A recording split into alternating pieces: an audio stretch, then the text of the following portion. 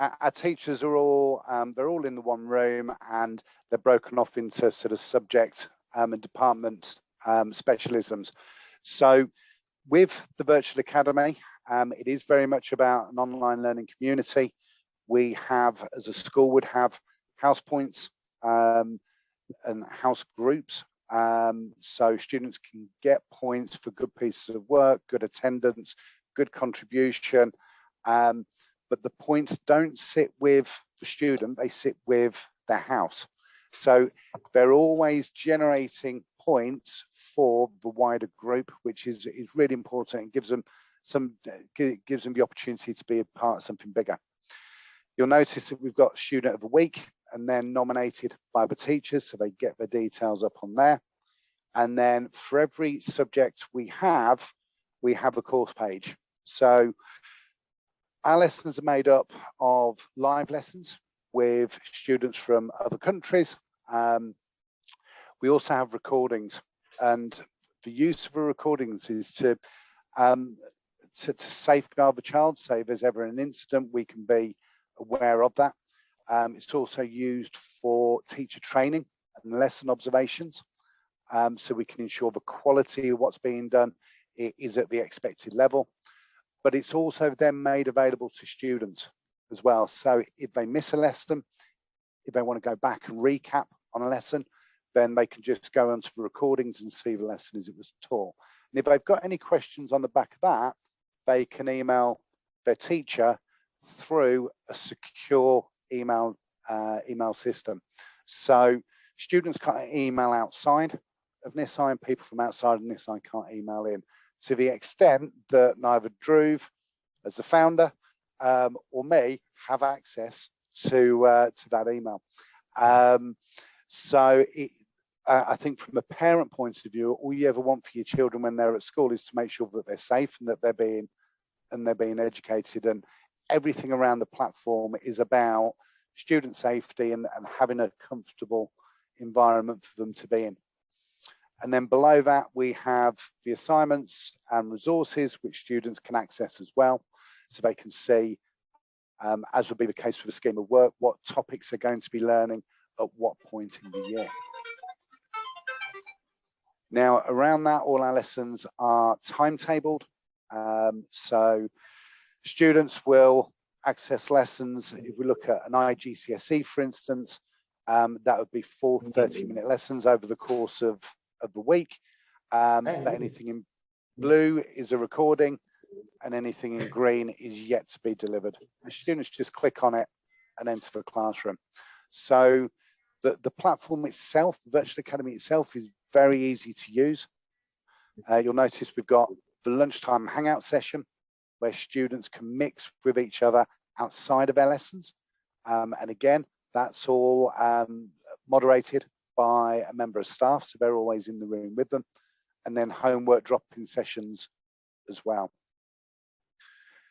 If we look at the assignments, so we set homework like children would have at school, and these are all set up so that they can download it, complete it, and upload it back into the system. But I think the key elements to this, really making sure that students can work at the right level. So when students get referred to us, they will undergo a baseline assessment so that we know what level they're working at. If they are particularly able and working at a higher level, then actually we can timetable them so that they can access a curriculum that is based on their ability and their current working level rather than necessarily their age. So this then starts opening up more and more options again for students to get the qualifications which they're after. And once that homework's been marked, it drops down to the bottom and the teacher gives them feedback as well. And all this information is held on our sort of back office system, and everything then starts feeding into one particular document called the Personal Wellbeing Plan. And every student who's with us on a long-term basis has a PWP, and on that will be all the details that are specific to them, but also any possible barriers to learning that they might have, but also set goals and targets and outcomes which we're working towards with the student to achieve. So there's this total clarity. But as I say, it is a holistic approach, and it can't just be about the knowledge. Of school isn't just about the lessons, it's about that network and that support around them.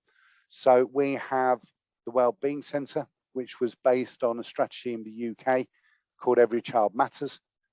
There were 5 key elements to that, one being education, and then the other 4 covering health, safety, community, and future. Now, within each of these, we have options. This is the UK version.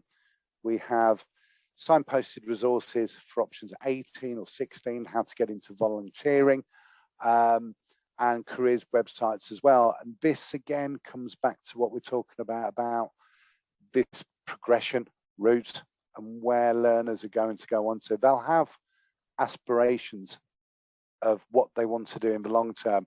So what we need to do as an organisation is be able to support that and give them the knowledge which they need.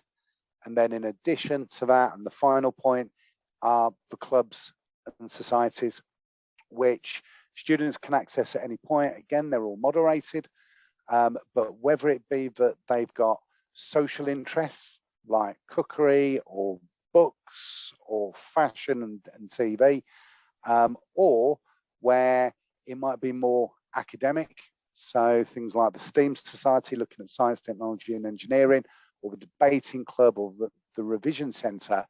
There's something for everyone within the clubs and societies, and it also is a really important element to help students put into practice what they're learning from an English language point of view. So rather than it being so formalised in a classroom environment, this gives them an outlet where they can put things in place there. So we feel that we've got many positives that students can be part of. I guess the final element of this is the fact that they can personalise the look and feel of the virtual academy. So if they don't like the black writing on the white panel, what they are able to do is change it to maybe cream or dark blue, or any combination of the colours which are on there. So it allows them to take ownership for their learning. It allows them to create a personalised experience. And from a curriculum point of view, it's our job as educators to have that educational personalisation as well. So, excuse me. So yeah, that's the virtual academy in a nutshell.